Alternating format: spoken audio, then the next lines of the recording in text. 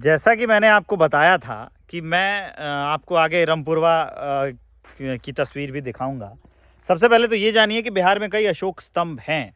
तो जितने भी अशोक स्तंभ हैं सब वो स्थापित किए हुए हैं, खड़े हैं उनके स्तंभ। लेकिन यहाँ जो रमपुरवा, जो गांधी आश्रम भितिहरवा है, वहाँ पर जो अशोक स्तंभ है, वो अशोक स्तंभ जो है वो लेटे हुए अवस्था में, इसलिए ये खास है। कहते हैं कि जब इसकी खुदाई हुई थी, माफ़ कीजिएगा, जब इसे ढूंढा गया था, भारतीय पुरातत्व विज्ञान के लोगों ने जब इसे खोजा था, तब यहाँ पर एक शेर जो ऊपर रहता है अशोक स्तंभ के, वो मिला था, और एक बुल जो है, सांड, उसकी आकृति मिली थी। अब उसको संजो के रखने के लिए, क्योंकि ये कंस्ट्रक्शन काफ़ी बड़ा है, अब उसको खड़ा नहीं किया जा सकता है। मैं आगे क्या आपको दिखाऊंगा वीडियो की कैसे वो पड़ा हुआ है, क्योंकि उसको खड़ा नहीं किया जा सकता है। तो फिर ये हुआ कि उसे एक को राष्ट्रपति भवन में रख दिया गया है, बुल को राष्ट्रपति भवन में रखा गया है, और जो उसका शेर है वो कोलकाता में संग्रहालय में रख दिया गया है। ये जानकारी हमें आनंद दे रहे थे। आनंद जो हैं यहीं पर बीपीएससी के स्टूडेंट हैं, और इनके पास इस इलाके की काफ़ी जानकारियां हैं जो हमें बताते रहते थे। तो मैं आनंद को लाया था कि आनंद मुझे बता पाए। अब जो आप देखेंगे आप, तो हालांकि मैं दूर दिखा रहा हूं कि अगर आप देख पा रहे हैं पीछे, ये जो है ये बिल्कुल ही बॉर्डर का इलाका है, नेपाल बॉर्डर का इलाका है। पीछे आपको पहाड़ दिख रहे होंगे, बादल काफ़ी जो है नज़दीक दिख रहे होंगे। रमपुरवा का इलाका, आसपास खेत हैं और बीच में ये ज़मीन। अब देखिए यहाँ पे समस्या ये है कि यहाँ पर कोई गार्ड तो नहीं है, गार्ड तो है ही नहीं। अगर यहाँ पर आप देखेंगे तो ताला लटका हुआ एक अंगोछा है, कोई गार्ड नहीं है। कोई आके चोरी करके जा सकता है, कुछ और आके उन शिलालेखों को, उन स्तंभों को ख़राब कर सकता है, लेकिन कोई पूछने वाला नहीं है। ये हालात है बिहार के पर्यटन का। हालांकि मैं अंदर जाता हूँ और आपको दिखाता हूँ कि क्या है। एक और सिनेरियो आपको दिखाना चाहता हूँ वहाँ, क्योंकि कोई नहीं है तो मैंने आसपास के इलाके में आवाज़ लगाई, क्योंकि मैं बहुत ज़ोरदार बोल सकता हूँ, काफ़ी ऊर्जा से मैं आसपास के इलाके को गुजार सकता हूँ। तो जब मैंने बोला कि यहाँ कोई है, तो कोई दिखा तो नहीं, लेकिन दूर मुझे एक चाचा दिखे। उन्होंने वहाँ से आवाज़ दी और उन्होंने बताया कि वहाँ पर कोई नहीं है, गार्ड रहता है, तो अभी नहीं है। ये आप जो देख रहे हैं, ये एक साइड में गन्ने के खेत हैं। गन्ने के खेत में उसकी छिलाई हो गई है, और उसको या तो लोग गुड़ बनाते हैं या फिर चीनी मिल में, या एक फैक्ट्री वहाँ दे देते हैं। बगल में धान की खेती हुई है, धान की जो कटाई है वो हो चुकी है। और दूर यहाँ आप देखिए, यहाँ पर हम आ गए हैं। एक दादा हैं, एक बाबा जी हैं, उन्होंने हमें आवाज़ दी है। उन्होंने मुझे देख लिया कि मैं यहाँ आया हूँ। मैं ऊपर, यहाँ एक स्थान भी है। बाबा प्रणाम। भगवान का मूर्ति भी है। क्या है ये, क्या है ये? बुद्ध भगवान का मूर्ति है। बुद्ध भगवान की मूर्ति है। हाँ, देखिए, बनस्पति के स्थान। अच्छा। बाबा आप यहाँ पे कब से रहते हैं? जैसे हमारा हो गई 30-35 बरस से पर अथान चला होती। हाँ, 30-35 साल से आप यहीं पे हैं पुजारी? हाँ, पुजारी। अच्छा, तो यहाँ पर और कैसे चलाते हैं? कुछ रुपया पैसा कैसे लोग जो पूजा करते हैं उसके थ्रू आता है, या आपको अनुदान मिलता है? माने दान हमारा कोनो नहीं मिलता है। हाँ। लोग आवेला तो गोलो लागेला, 10 रुपया दी तो दी, ना दी जा अपना घर जाए खुशी से। आपका जीवन कैसे चलता है फिर? हमारा जीवन में माई चलावो चाहे मत चलावो। माई चलाओ, बाबा ये कह रहे हैं माई चलावस चाहे मत चलावस। इसका मतलब है कि इन्होंने अपने आप को, यहाँ की जो माता हैं, जो आपको मंदिर दिख रहा है, उसको समर्पित कर दिया है कि जैसे होगा, जैसे राम रखेंगे, जैसे भगवान रखेंगे, जैसे माँ रखेंगी, वैसे रहेंगे। तो जैसा कि ये हैं बाबा। अब आप बताइए बाबा कि उसका गार्ड कहाँ है? उसके गार्ड जे बात है आई रो खोल के बांध में बांधे की चढ़ गए खाए गए। बाबा ये कह रहे हैं आता है दिन में कि गायब रहता है? ना आता था। आता है। आता है। क्या नाम है उसका? जोगिंदर है वहाँ पर गार्ड। अब क्योंकि वहाँ खाना खाने गया है, मैं वहीं जा रहा था, मैं आवाज़ लगा रहा था। तो आसपास के आप इलाके में, मैं आपको दिखाऊं कि आसपास के इलाके में कहीं कुछ नहीं है। एक सिर्फ बाबा मुझे दिखे, क्योंकि मैं वहाँ से वहाँ गया, और वहाँ से जब मैं बोल रहा था कोई है, तो बाबा ने यहाँ से मुझे अपना संदेश दिया कि हाँ यहाँ पे हैं। अब देख लीजिए, ये जो तस्वीर है ये भी काफ़ी है। जैसा मैं आपको बता रहा था कि ये जो जितने भी अशोक स्तंभ है सब बुद्ध धर्म से जुड़े हैं। तो मुझे जो लगता है कि ये वाला जो इलाका सामने आप देखेंगे, तो सामने ये जो रमपुरवा का बौद्ध स्तूप है वो, और जो ये वाला इलाका है, यहाँ पर भी बुद्ध की एक मूर्ति जो है वो लगी हुई है। बुद्धम शरणम गच्छामि, धम्मम शरणम गच्छामि, संघम शरणम गच्छामि, ये। और वहाँ पर स्थान बनाया हुआ है ये मंदिर है, आपको मैं और क्लोज जाकर दिखा देता हूँ क्या है। यहाँ पर जो है बुद्ध की मूर्ति इन जंगलों में, ये रहा। अब देखिए हैं तो ये बुद्ध, लेकिन यहाँ के जो स्थानीय लोग हैं हिंदू रीति रिवाज से इन्हें पुष्प चढ़ाते हैं, उनकी पूजा करते हैं। और ये जो है देवी माँ का स्थान है। ये आप देखिए, ये सुदूर जब आप देखेंगे इस इलाके में कहीं कहीं घनी बस्ती नहीं है, कहीं घनी क्या, रेयरली भी नहीं है। वो जो आप देख रहे हैं बादल, वो पहाड़ों के बादल हैं, आसपास ठोरी है, यहाँ का एक छोटा मोटा हिल स्टेशन। अब देखिए ये पेड़ कितना पुराना है, इसे देखिए। और यहाँ पर जो है ये माता का स्थान है, ये भी आप देख सकते हैं। और यहाँ पर जो है माता की खास जो है जो रखे गए हैं, पूजा की जाती है यहाँ पे। ये वाला इलाका भी आप देखेंगे तो बिल्कुल सूना यहाँ पे है। ये रामपुरवा के आसपास का इलाका है जी।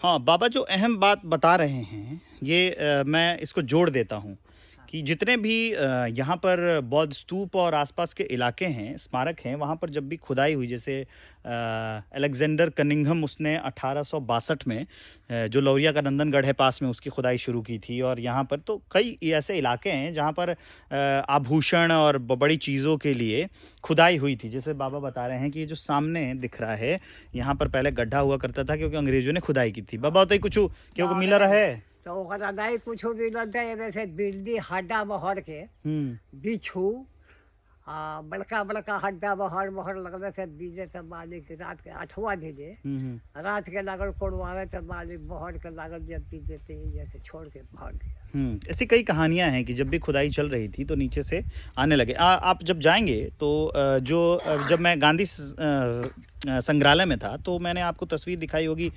बेतिया की, बेतिया राज की। तो बेतिया राज के रास्ते में एक जगह है मुन्ना मोटानी।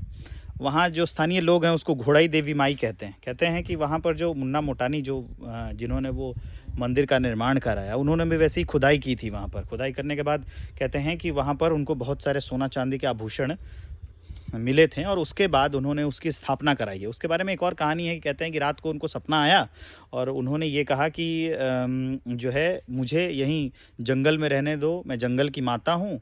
तो जो मुख्य जो स्थान है वो जंगल में है और एक जो मूर्ति की जो स्थापना है वो वहाँ पर की गई है, मुन्ना मोटानी का मंदिर है। तो मैं आपको बता रहा था कि कैसे कैसे कुछ इलाकों में खुदाई हुई है और कैसे सुदूर स्थानों पर भी, जैसे जब बुद्ध का प्रचार चल रहा था, क्योंकि मैं हमेशा कहता हूँ कि बुद्ध की उत्पत्ति का केंद्र रहा है, बौद्ध की उत्पत्ति का केंद्र रहा है हमारा बिहार।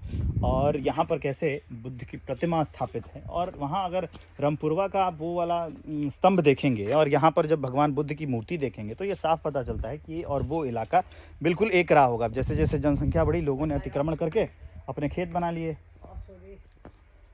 अब ये जमीन जो है जी 31 एकड़ महरल बाटे बुद्ध भगवान स्तंभ में। हाँ या था हाँ, हमरा सामने के बात में हाई लोग सब अपन अथी कैले, अतिक्रमण कैले हुई, आई छेक ले हुई, घेर ले हुई। छेक या भाई जोता था खाता। छेकना का मतलब है अतिक्रमण। तो फाइनली अब जो है अब हम बाबा से बातचीत करके यहाँ की स्थानीय जानकारियाँ लेके अब हम निकल चुके हैं। अब हम वहाँ जो है वहाँ जाने वाले हैं और रामपुरवा का जो अंदर का जो स्तंभ है जिसकी जानकारी मैं आपको दे रहा हूँ, अब हम उसके बारे में आपको बताने वाले हैं। तो जैसा कि मैंने आपको बताया था कि रामपुरवा में पूरी दुनिया का घिरा हुआ लेटा हुआ अशोक स्तंभ है, इसको खड़ा नहीं किया गया था। अब हम उसी के पास हैं। आप चलिए देखिए, ये पूरा इलाका जो है ये पहले कवर किया गया है और उसके बाद आप देखेंगे कि यहाँ पर अशोक स्तंभ जो आपको 2 दिख रहे हैं, 2 गिरे हुए अवस्था में अशोक स्तंभ है। अभी जो है मैं आपको बता रहा हूँ कि जब मैं पहले एक बार यहाँ आया था तो यहाँ सिर्फ घास घास घास, हालांकि अब इसे संरक्षित करने के लिए किया गया है। ये पूरा घास था और ये गिरा हुआ स्तंभ, 2 स्तंभ है, टूटे हुए स्तंभ है। ये देखिए एक स्तंभ थोड़ी सी क्षय, और यहाँ पर भी खरोष्टी लिपि में, जैसा कि अशोक के अलग अलग स्तंभों पर मिलता है, आप देखेंगे खरोष्टी लिपि में लिखे गए आपको अवशेष मिल जाएंगे वहाँ पर। वो हम आपको क्लोज करके दिखाएंगे जब उस पार जा रहे हैं। और ये जो दूसरा स्तंभ है ये टूटे हुए अवस्था में है। ये वाला स्तंभ भी आप देख लीजिए, हालांकि अब इसको संरक्षित कर दिया गया है। और यहीं से एक बुल जिसका निशान मिला, और दूसरा जो है यहाँ पर एक सिंह का मिला है, तो सिंह को रखा गया है कोलकाता में, और जो बुल है उसको रखा गया है राष्ट्रपति भवन में। और खरोष्ठी लिपि में जो बौद्ध धर्म के संदेश लिखे गए हैं वो ये रहे, ये आप देख लीजिए। तो ये रंगपुरवा का पूरा स्थान है। आसपास के इलाके तो बिल्कुल ही खाली हैं, ये जनबस्ती नहीं है, और ये पूरा एक यहाँ पर आवश्यक सूचना भी लिखी गई है, वो भी मैं आपको बता दूं। दो अहम जानकारियां जो मैं आपको दे दूं। एक तो जहां भी अशोक स्तंभ होता है, आप यहाँ स्थानीय घूमेंगे और पुराने लोगों से पूछेंगे तो वो लोग कहते हैं कि ये जितना ऊपर दिख रहा है उतना ही नीचे है। तो यहाँ मुझे लगता है कि अगर ये वाला, हालांकि मैं अभी भी कह रहा हूँ कि इसके बारे में कहीं किसी इतिहासकार ने लिखा नहीं है, ये वाला हिस्सा ज़मीन के ऊपर का हो सकता है और ये वाला हिस्सा जो है ज़मीन के नीचे का हो सकता है। और वो वहाँ पे भी देखेंगे आप, तो एक जो हिस्सा है वो ज़मीन के बाहर रहता होगा, वो बिल्कुल वैसे स्तंभ है जैसे मैंने आपको दिखाया था लौरिया में, या फिर अरेराज का जो लौरिया है वहाँ पर स्तंभ है जिसके ऊपर शेर नहीं है, और ये जो पश्चिम चंपारण का लौरिया उसके ऊपर शेर है। ये जो नीचे वाला हिस्सा है पत्थरों का, वो हिस्सा ऐसा लग रहा है कि वो ज़मीन के अंदर रखा जाता होगा। और एक अहम बात आप देखिए कि जैसा कि लिखा गया है कि ऐसे जो स्तंभ है सिर्फ एक ही पत्थर से काट के बनते थे। ये आप देखेंगे बिल्कुल ही सीधा, बिल्कुल एक पत्थर से काट के बनाया गया ये स्तंभ है। और दूसरा ये जो स्तंभ है, ऐसा लग रहा है कि हो सकता है कि ये जब इसका निर्माण किया जा रहा हो, काम करने के दौरान जब इसको तराशा जा रहा हो, तब ये टूट गया हो, खंडित हो गया हो, तो स्थापित नहीं किया गया। लेकिन मैं एक बार फिर आपको कह दूं कि ये सारी चीज़ें संभावनाएं हैं। एग्जैक्ट क्या हुआ था, क्यों इसको स्थापित नहीं किया गया, ये इतिहास के गर्भ में छुप गया है। किसी इतिहासकार ने इसके बारे में लिखा नहीं है, मैं आपको सिर्फ बता रहा हूँ।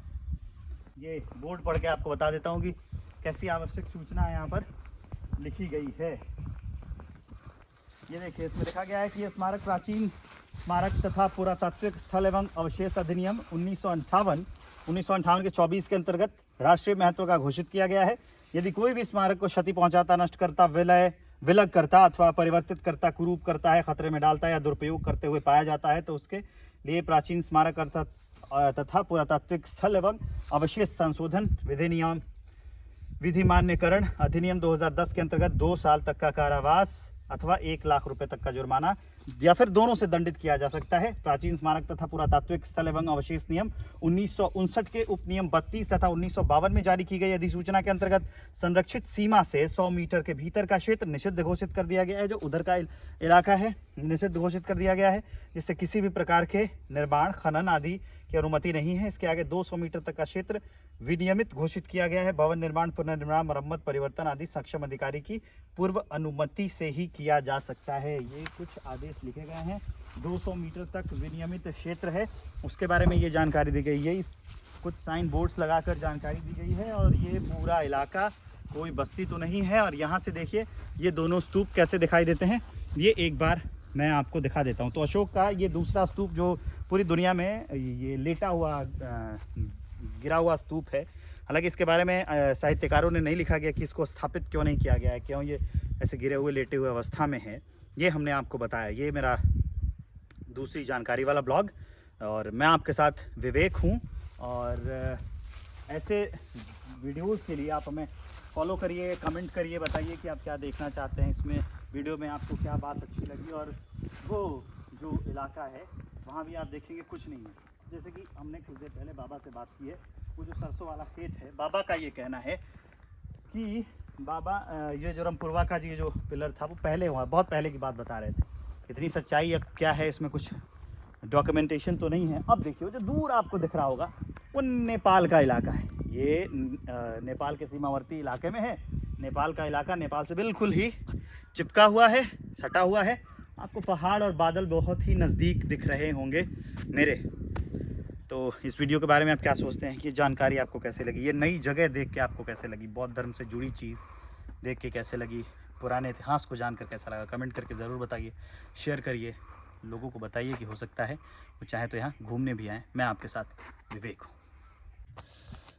अब समस्या ये है कि यहाँ का गार्ड तो है नहीं, हम उसका इंतज़ार नहीं कर सकते। शायद वो गार्ड यहाँ पे रहता भी नहीं है नियमित रूप से। अगर रहता भी होगा तो शायद खाना खाने गया हो या फिर किसी और काम से गया। तो हम अंदर तो आ गए, कैसे अंदर आए वो भी मैं आपको दिखाता हूँ। अब हम बाहर जा रहे हैं, वो भी हम आपको दिखाते हैं कि ये जो है खतरों के खिलाड़ी वाला काम है कि हम कैसे आए थे और अब कैसे इससे बाहर निकल रहे हैं।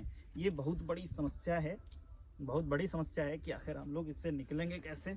लेकिन खैर, क्योंकि आए हैं और आपको दिखाना था तो कोशिश की जा रही है। अब यहाँ आ तो गया हूँ, यही बात ये है, अब ये काफ़ी समस्या है आने में। फाइनली हमने आपको दिखाया रामपुरवा और हम बाहर भी आ गए हैं। चलते हैं अगले पड़ाव की ओर।